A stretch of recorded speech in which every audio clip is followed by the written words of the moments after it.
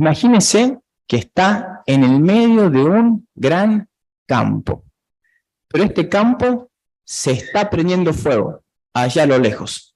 Se preocupa usted, pero por suerte ve que vienen los bomberos. Ahora los bomberos llegan, preparan ahí el área donde está trabajando, sacan los picos, la pala, un poquito de combustible, un fosforito y hace más fuego. Y usted se queda, ¿cómo que más fuego? Uno espera que saque las mangueras, los extintores, que apaguen, no que enciendan.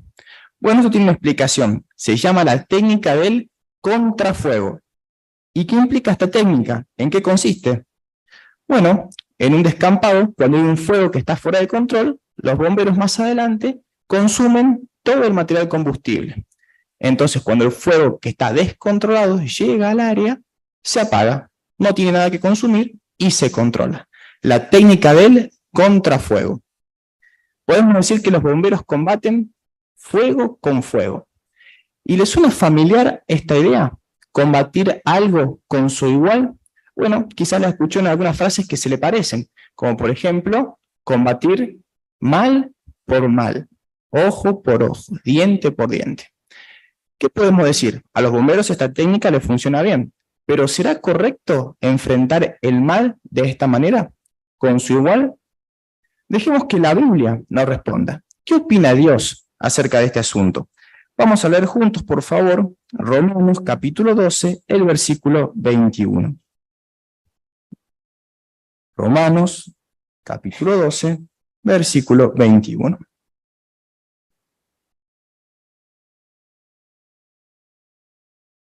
No te dejes vencer por el mal, sino sigue venciendo el mal con el bien. Así que Dios espera totalmente lo contrario, que venzamos el mal con el bien. Pero antes de averiguar cómo vencer algo, primero es que tenemos que saber cuál fue su origen y qué significa. Permítame compartir la definición de el mal, según el tomo 2 del libro Perspicacia. Ahí se define como aquello que causa dolor, pena o angustia. Y verá que hay muchas cosas que nos pueden hacer sentir así, que nos causen pena, dolor o angustia. Puede ser la muerte de un ser querido, un accidente de tránsito, un desastre natural, una injusticia, alguna palabra hiriente de algún amigo, de algún hermano nuestro. Todas esas cosas pueden caracterizarse como algo malo, que nos causa dolor, pena o angustia. Pero, ¿cuál fue el origen del mal? Sabemos que la Biblia dice, en Génesis 1:31, que cuando Dios había creado todas las cosas, vio lo que había hecho y dijo que todo era muy bueno. Es decir, que en el principio de la creación solo había cosas buenas. ¿Cuándo es que la situación cambió, que se fue de control? Vamos a leerlo de la Biblia. Busquemos juntos, por favor, Génesis, el capítulo 2, los versículos 16 al 17. Génesis capítulo 2, versículos 16 al 17. Además, Jehová Dios le dio este mandato al hombre: puedes comer de todos los árboles del jardín hasta quedar satisfecho, pero no debes comer del árbol del conocimiento de lo bueno y lo malo, porque el día en que comas de él, sin falta morirás. El ser humano tenía que hacer solo una cosa para mantenerse en ese paraíso, donde todo era muy bueno: respetar esto que Jehová les había pedido, respetar el derecho que Jehová tenía de decidir acerca sobre lo que estaba bien y lo que estaba mal. Conocemos la historia, ¿verdad? Satanás, a través de mentiras, engañó a Adán y Eva y estos comieron de este fruto. Y ahí es cuando la imperfección y la muerte entraron a la humanidad. Y esa es la razón por la cual hoy hay tanto sufrimiento, tanto dolor. Como vemos, Satanás no fue el responsable directo, fue el propio ser humano el que se acarreó el mal. Pero la influencia de Satanás también se ve claramente hoy en este mundo. ¿Por qué decimos esto? La Biblia nos muestra de que Satanás está gobernando el mundo y sus cualidades se ven en sus gobernantes. Se ve la maldad día a día. Es simplemente con ver las noticias o salir a la calle, simplemente lo vemos. ¿A qué otros males nos enfrentamos también en la actualidad? Por ejemplo, al tiempo de suceso imprevisto, cuando estamos en el lugar equivocado y en el momento equivocado. Y a veces somos nosotros mismos los que nos causamos el mal. La Biblia nos dice en Proverbios 11:27 que al que busca el mal, seguro la cabeza el mal. ¿Qué quiere decir esto? Y que a veces tomamos malas decisiones, ¿no? Aunque nos aconsejan o nos instruyen, nosotros mismos después nos traemos alguna consecuencia por lo que decidimos. La Biblia nos da tranquilidad de que Dios, dentro de no mucho tiempo, va a solucionar todo este problema. Va a llevar la tierra a su condición original, donde todo era muy bueno. Pero, ¿qué podemos hacer en el mientras tanto, en el medio? ¿Tenemos que quedarnos ahí de brazos cruzados, esperando? No, la Biblia nos muestra de que hoy podemos vencer el mal con el bien. Veamos algunos ejemplos. ¿Cómo podemos enfrentar, por ejemplo, la muerte de un ser querido? Sabemos que cuando un ser querido muere, nos sentimos muy mal, adoloridos. Es un gran mal a nosotros y a nuestra familia. ¿Cómo podemos enfrentarlo? Bueno, lo primero que uno tiene que hacer es aprender de las personas de la Biblia. Personajes bíblicos que ya se enfrentaron a este mal. Podemos pensar en Job. Sabemos que Job se enfrentó a la muerte de sus 10 hijos, todos de golpe, de repente. ¿Qué hizo él en esta situación? Bueno, vamos a leerlo de la Biblia. Job capítulo 10, versículo 1.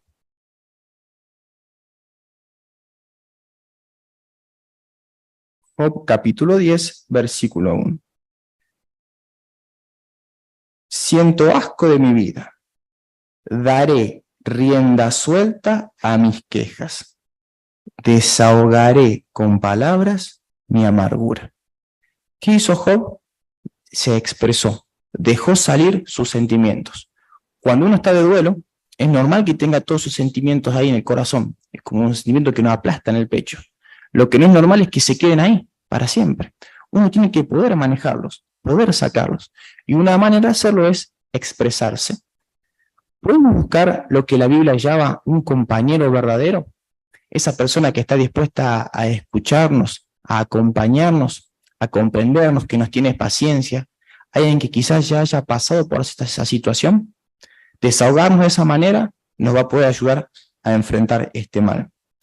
Y si nosotros no somos las personas que nos está pasando esto, no tenemos la muerte de un ser querido, bueno, podemos esforzarnos por ser la otra parte. ¿Puedo yo ser un buen compañero? ¿Puedo estar ahí para mis hermanos, para mis familiares, escucharlos, comprenderlos, tenerles paciencia y entenderlos? De esta manera enfrentamos el mal con el bien. Ahora alguien podría decir, eso de expresarse para mí no va. Yo abrir mis sentimientos, derramarlos con otra persona, no es lo mío. Bueno, podemos aprender de otro ejemplo de la Biblia. Pensemos en el rey David. ¿Qué hizo David cuando murieron Saúl y Jonatán? La Biblia nos dice que David compuso una endecha. ¿Qué es una endecha? Es una canción de tristeza y de lamento. ¿Qué hizo David entonces? Puso por escrito sus sentimientos, los escribió. Si expresarnos con palabras no nos sale, podemos hacerlo por escrito, volcar lo que sentimos en un papel. Esto va a ayudar a poder expresar nuestros sentimientos, ¿no? Poder avanzar en la situación. Otra cualidad que tenemos que mostrar es la paciencia. Paciencia con nosotros mismos, porque cuando alguien pasa por esta situación, vieron que los sentimientos suelen ser muy inestables. Entonces, capaz que en un momento estamos bien y de golpe nos sentimos mal, o nos largamos a llorar, o nos agarra la angustia. Entonces, en esos momentos tenemos paciencia. Y si sabemos que nuestro hermanito está pasando por esta situación, también le tenemos paciencia. Quizás a veces diga algo que no es lo más atinado, pero nosotros sabemos que está haciendo un duelo y le tenemos paciencia. Otra cosa que hay que hacer es evitar los sentimientos de culpa. ¿En qué sentido decimos esto? Bueno, muchas personas cuando empiezan a hacer el duelo y a sentirse un poquito mejor, se sienten culpables. Es como si dijeran, al final no lo quería tanto a mi ser querido. Tenemos que evitar esos sentimientos de culpa. ¿Por qué? Mire qué idea tan linda. Cuando los sentimientos negativos se van, vienen los recuerdos positivos de nuestro ser querido.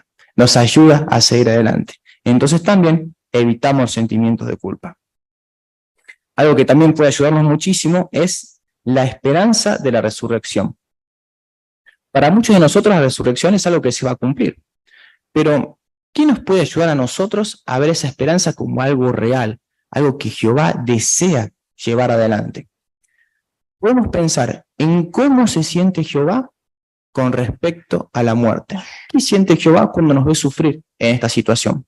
Y para eso podemos apoyarnos en la primera imagen que tenemos para este discurso.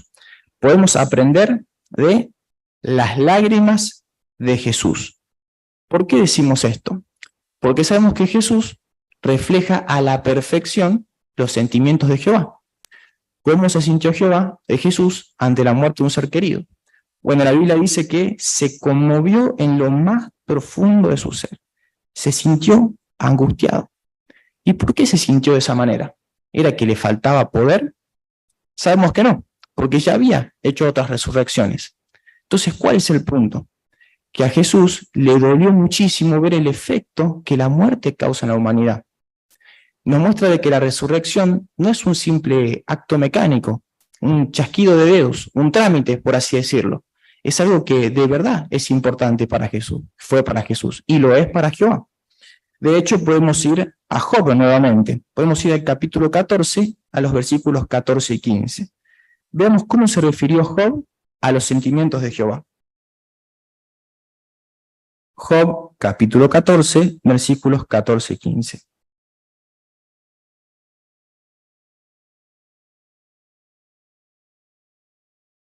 Si un hombre muere, ¿puede volver a vivir?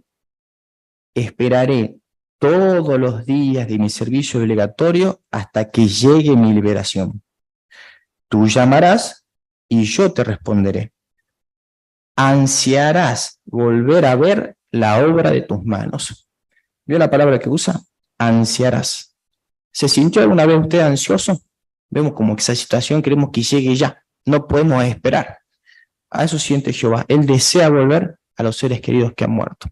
Entonces, pensar en cómo se siente Jehová con respecto a la muerte nos da la convicción de que la resurrección es un hecho que se va a cumplir. Y de esta manera podemos vencer el mal con el bien. Ahora, pasemos a otro ejemplo, que seguramente todos nos tocó enfrentarnos. Cuando alguien nos ofende. ¿Quién de acá podría decir que estuvo libre de ofensa? Que nunca le dijeron nada que lo haya hecho sentir mal. Puede ser en la calle, en el trabajo, en la congregación, en la familia. Somos imperfectos y a veces algunas palabras que nos dicen nos pueden hacer sentir muy mal. ¿Qué cosas podemos hacer?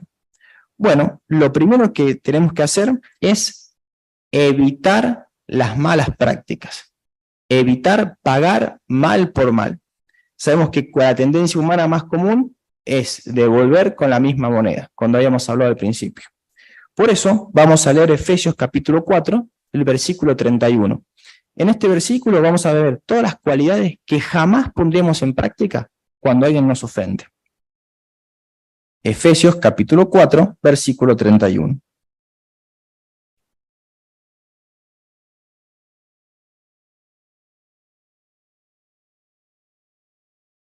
Líbrense de todo amargo rencor, furia, ira, gritería y palabras hirientes, y también de toda maldad. Entonces imagínense que acá un hermanito de nuestra congregación nos dice algo que nos reofende. Lo primero que evitamos es esto. No le guardamos rencor, no le guardamos furia, mucho menos gritarle o palabras hirientes.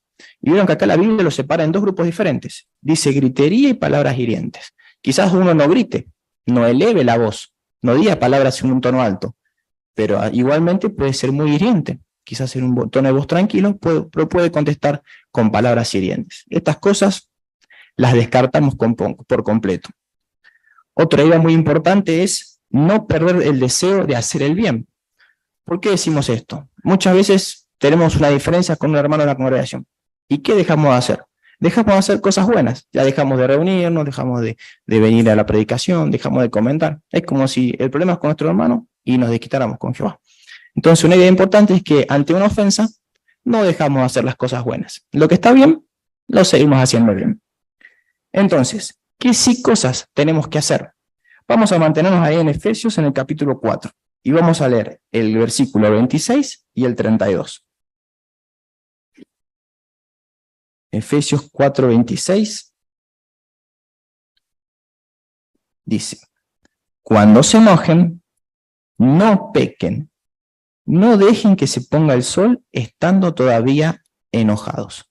Y ahora nos vamos al 32. Más bien, sean bondadosos unos con otros. Trátense con ternura y compasión y perdónense con generosidad, así como Dios los perdonó generosamente a ustedes mediante Cristo. ¿Qué tenemos que aplicar acá? El perdón, hermanos. Ante una ofensa tenemos que perdonar. ¿Y de qué manera? Como dice ahí, ¿no? Perdonar generosamente, como Dios nos perdona a nosotros. ¿Y cuándo es que vamos a perdonar, a arreglar la situación con nuestro hermano?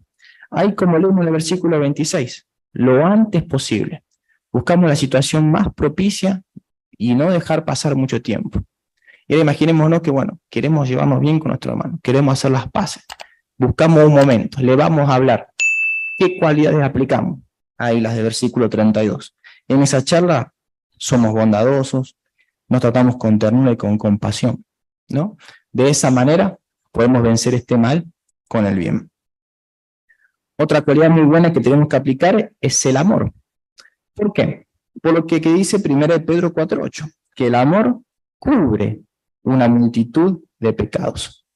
¿Qué nos dice la Biblia? Cuanto más queremos a nuestro hermano en la congregación, cuanto más queremos a nuestro familiar, ese amor va a hacer que podamos pasar por alto las ofensas que nos digan.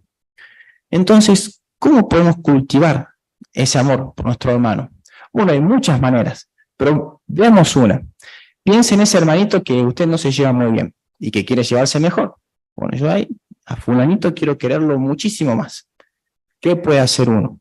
Bueno, de vuelta, lápiz y papel. Agarramos una hojita, el nombre de nuestro hermano y ponemos ahí todas sus buenas cualidades, porque buenas cualidades seguro tiene. Las encontramos todas. Y una vez que tenemos el nombre y las buenas cualidades, le hacemos una oración a Jehová. Y le pedimos una bendición por nuestro hermano en base a todas las buenas cualidades que pudimos encontrar. Imagínense cómo se va a sentir hablando con el Dios Todopoderoso acerca de las cualidades buenas de su hermano. Seguro que lo quiere un poco más, que desarrolla amor. Y si desarrollamos amor, pasamos por alto las ofensas. ¿Qué otra cualidad tenemos que aplicar? La modestia. ¿Cuándo es bueno que apliquemos la modestia? Por ejemplo, ante una injusticia. Nosotros, la tendencia humana, es intentar ahí, enseguida, solucionar el problema, hacerlo por mano propia, más si nos hacen algo injusto. ¿Pero qué implica ser modesto? Bueno, la persona modesta no se toma atribuciones que no le corresponden. ¿Por qué decimos esto? Por lo que dice la Biblia. La Biblia dice, mía es la venganza, dice Jehová, yo pagaré. ¿Qué idea nos da esto? De que hay cosas que Jehová se tiene que encargar, situaciones que solamente Él va a poder arreglar. Entonces, quizás ante una injusticia, dejamos todo en sus manos, que Él arregle la situación. Sabemos que cuando llegue el tiempo, Él se va a encargar, y se va a encargar de la mejor manera. Entonces, otra manera de vencer mal con el bien es aplicando la modestia. Estas cualidades nos pueden ayudar a vencer el mal. Pero pensemos un poquito de vuelta en la ilustración del principio, en nuestros bomberos. Sabemos que los bomberos trabajan arduamente en apagar incendios, pero también se esfuerzan muchísimo en la prevención, evitar que los incendios sucedan. Y con el mal sucede lo mismo. Muchas veces podemos trabajar de manera activa para evitar que el mal suceda. ¿Cómo podemos hacerlo esto? Bueno, por ejemplo, pensemos acá, dentro de la congregación. Tenemos que evitar prácticas que sean incendiarias, por así decirlo. Una práctica que pueda quemar la congregación. Y una de estas es el chisme. ¿Por qué decimos que tenemos que evitar esta práctica? Permítame que le lea la definición del chisme. Es el habla que revela algunos hechos o asuntos de otras personas. Puede ser un rumor infundado, incluso una mentira, y la persona que lo extiende, aunque no sea consciente de la falsedad del rumor, se hace responsable de propagar una mentira. Puede que el chismoso hable de las faltas o errores de alguien. Imagínense cómo se sentiría una persona si se hablaran de sus faltas o sus errores y se esparciera por toda la congregación. ¿Verdad? Queremos sentir muy mal a nuestro hermano. De hecho, la persona chismosa no practica el amor, cualidades necesarias para evitar, para apagar los incendios. Entonces, ¿cómo podemos evitar esta práctica? Bueno, podemos apoyarnos en la segunda imagen que tenemos para este bosquejo, que habla por sí sola, ¿no? nos muestra qué hacer en caso de un chisme. ¿Quién de estos fosforitos queremos ser nosotros? ¿Los que ya tienen la cabeza quemada? ¿O queremos ser ese del medio, no? Ahí cuando nos llegue el chisme, cortamos con la cadena. ¿Qué buen efecto tenemos? Bueno, miren cómo están los fósforos que él sigue, todos sanitos, protegidos. Entonces, imagínense que alguien nos viene a contar algo a nuestro hermano, ¿no? Entonces, primera pregunta, lo que me están por contar, ¿es verdad? ¿Es una verdad? ¿Es verdad lo que están por decir?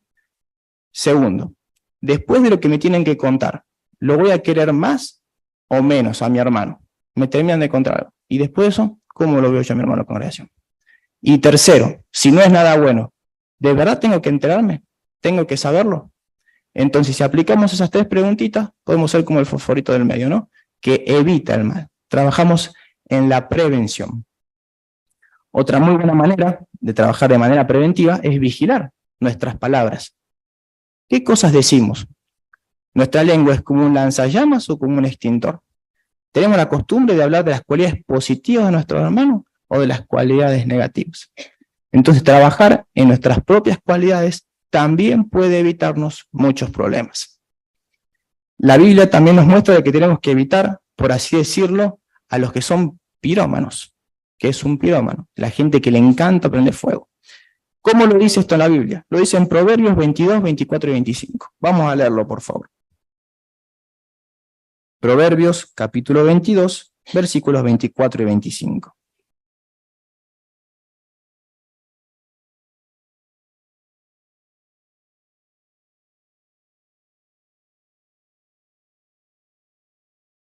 No te juntes con el hombre de mal genio, ni tengas nada que ver con el que tiene tendencia a la furia. No sea que aprendas a andar por sus caminos y acabes poniéndote una trampa para ti mismo. ¿Qué tenemos que hacer según la Biblia? Vigilar nuestras compañías, evitar al hombre de furia, evitar a los que tengan tendencias a generar problemas, tendencias a traernos el mal. ¿Por qué dice la Biblia? Porque no sea cosa que las aprendamos. Y es que sabe la Biblia que Dios sabe que somos como esponjas. Con quienes nos juntamos, esas cualidades se nos van a pegar. Entonces, de vuelta, hacemos el mismo análisis. ¿Cómo son las conversaciones de mis amigos? ¿Salgo edificado después de hablar con ellos? ¿Hablan bien nuestros hermanos? ¿Tienen metas espirituales? ¿Qué clase de compañía tengo? Vigilar con nuestras compañías nos ayuda a prevenir el mal. Como vemos, todo lo que analizamos nos trae muchísimos beneficios. Mira alguno de ellos. El primero y principal. Glorificamos el nombre de Jehová. ¿Por qué decimos esto? Porque nosotros somos testigos de Jehová y llevamos su nombre. Entonces, cuando aplicamos todas estas buenas cualidades ante el mal, el nombre de Jehová queda bien parado. Segundo, nos sentimos mejor. ¿Por qué? Porque tenemos la satisfacción, la tranquilidad de saber que hicimos lo que teníamos que hacer, de que estuvimos andando por el camino correcto. Imagínense hoy, en este mundo que nos propone tantas alternativas, tantas opciones, siempre elegir el camino ganador, el que nos da tranquilidad. Y tercero, hay recompensa de parte de Jehová. Y vamos a leerlo en otro último texto de la Biblia, Salmo, el 37, versículo 27.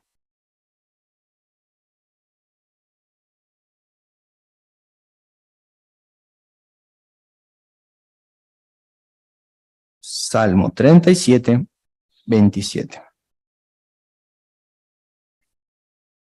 Apártate del mal y haz el bien, y permanecerás para siempre. ¿Qué nos dice Jehová? Si nos esforzamos por hacer todo lo que estuvimos analizando, Dios nos va a premiar con vida eterna, vivir para siempre. ¿Y en qué condiciones? En las originales, en las que hablábamos en Génesis capítulo 1, en un paraíso, donde miremos, todo lo que va a ser muy bueno, donde seamos perfectos, donde solo existan cosas que nos hagan sentir felices. Por eso, hermanos, tengamos la firme determinación de seguir venciendo el mal con el bien.